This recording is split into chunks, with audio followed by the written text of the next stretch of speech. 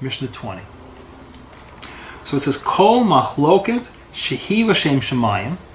Any machloket, any dispute, which is l'shem shemayim, it's for the sake of heaven, sofa lahit kayim. In the end, it will be kayam. It will be established. Something will come from it. There will be something significant, something lasting, right? There will something that will last from it. What's interesting is the first thought is, now that's a good thing when we say lahit kayim, right? Mm-hmm. If I say your thing is l'shem shemayim, then this will come from it, you would think that something good's going to come from it. But if I asked you dispute, right, the last thing you want from a dispute is that it should be lasting. What you want is that you always have to say any dispute that is l'shem shemayim will instantly be resolved. That's what you want, right? If I asked you to write this Mishnah, you would say any dispute that's for the sake of heaven will have a clear resolution. And how does it actually state it? It says it'll last. It'll be lasting. It being the dispute? The dispute. It says, Kol machloket shehi l'shem shemayim sofa. In the end, lehi kayim. In the end, it'll be established. So we're going to have a totally different perspective than you would have thought initially, because you'd think, I want a dispute that's l'shem shemayim. It should be any dispute that's l'shem shemayim is resolved peacefully. Any dispute that's l'shem shemayim is resolved quickly. Any machlokas that's l'shem shemayim is resolved to everybody's satisfaction. That's what it should say, but it doesn't. It says any dispute that's l'shem shemayim will be established. In the end, it'll be permanent. That is interesting. Do you hear it? I do. So then he says, she'ein l'shem shemayim, ein sof l'hikayim. And if it's not l'shem shemayim, nothing will come of it. It'll be a total waste. So it's interesting. Our model of dispute's not wrong. The question is it productive? The question is something good going to arise from it? Right? Ezohi machloket shehi l'shem shemayim. So give me an example of a machloket that's l'shem shemayim. So zo machloket Hillel v'Shamai. This is the disputes between Hillel and Shammai. She'ein l'shem shemayim, and one that isn't l'shem shemayim. Zo machloket Korach v'Kol Adato. That's the machloket of Korach and his gang. It doesn't say Korach and Moshe, because Moshe was l'shem shemayim. But in that dispute, the guys who aren't l'shem shemayim is Korach and his whole group of nonsense. So what's the difference? So what's the dispute of Hillel and Shammai? So there's a number of places, a handful of places in Gemara, in Talmud, in Mishnah, where Hillel says the halacha goes like X, and Shammai says it goes like not X. And they work it out, and Hillel works through his understanding of what, the mezuzah. Should the mezuzah be straight up and down, or should the mezuzah be sideways? There's wherever, we don't want to go through the list. There's not time in this piece to go through it. So why not compromise? It's halacha, okay, but compromise, right? You are a good guy, and you love Hashem, and you're an Eved Hashem. And I'm a good guy, and I love Hashem, and I'm an Eved Hashem. And you think it's X, and I think it's Y, so let's split the difference. So they weren't willing to split the difference. Because they were focused on truth. Truth. Yeah. All they cared about was truth. Hillel had no ego involved. None. Shammai had no ego involved. None. It wasn't about me. It's only about truth. So it is critical. If it's about truth, see, to preserve the fact that there was a disagreement, that Hillel's understanding of truth went one way, and Shammai's understanding of truth went the other way. For us to preserve that, because again, these are the true holy people, it's meaningful and it's significant. Right? We don't let it go because we believe in truth. We don't believe in, right? And in the end, you notice it doesn't say the school. See, other place, it doesn't talk about the school of Hillel and the school of Shammai. This doesn't say that.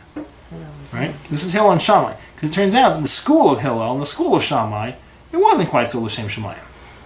Because once I'm loyal to my team and you're loyal to your team, some part of the dispute in the next generation is loyalty to my team, not so much loyalty to truth.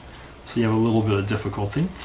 And you'll see in the end, there's some places, we go like, often it'll say, the truth lies with Shammai, but we're not up to it, so we're going to go like Hillel. Or you'll see things like, you walk into a typical house and you see a mezuzah. So Hillel says, straight up and down, and Shammai says sideways. So we put it leaning, halfway. But we actually lean it a little more towards Hillel's side than Shammai said. I mean, there's a comp, because that's a different generation. That's how we're going to actually practice. I mean, in the end, you need an answer. You have to have a way to go. So we have to pick a way to go. But the machloket itself, the discussion between Hillel and Shammai, is held to be absolutely pure. It's, I understand what's right, and you understand what's right, and we're different. And God says, there's places where this and this, they may seem contradictory, but they're both the words of God. There's truth to them both. There's holiness to them both. The disputes between them were disputes purely for the sake of heaven, right? And we want truth. Now, what do we have down here in Korach? Korach is not about truth. Korach had no interest in truth. Korach wanted power. Korach's feelings were hurt that he hadn't been picked for a real job. Korach wanted it to be him. The smartest person in the whole Korach story, right, is the wife, who looks at her husband and says, "What are you thinking? Right, if he wins, you're going to be a zlub. And if he wins, you're going to be a zlub, but you might be a dead zlub. But there's nothing in it for you, and it's all about ego." And she basically said, "Go in the house and go to sleep and hide, and I'll keep them out of the house, right? Just go oversleep. You're not getting involved in this mess. Because it's just a mess, right? It's we want to be powerful. We want to be significant. I want to be Moshe."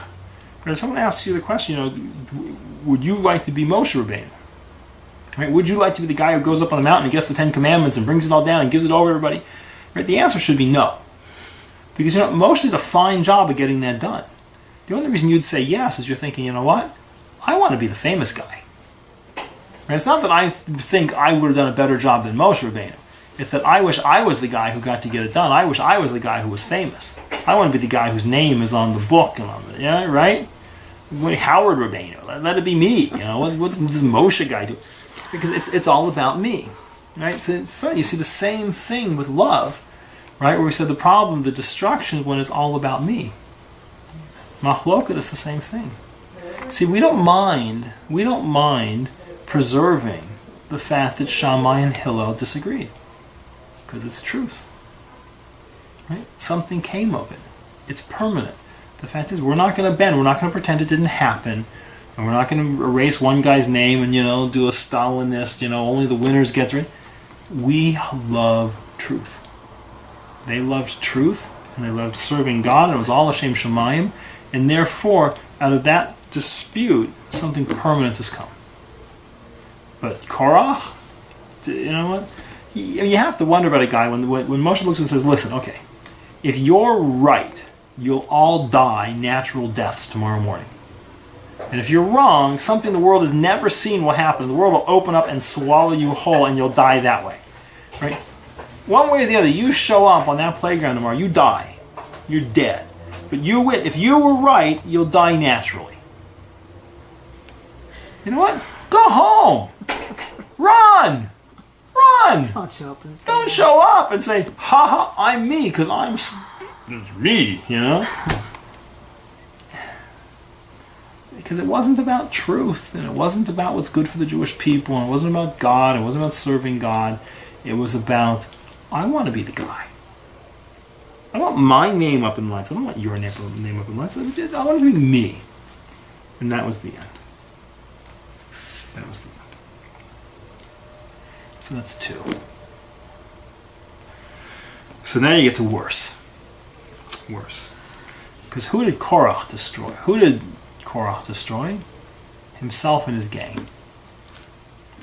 So now we have a different problem. Are you loyal to truth, or are you loyal to yourself? Are you loyal to truth, or are you loyal to your party, or your school, or your sorority, or your position? People have a tendency to be loyal to their position and not loyal to truth.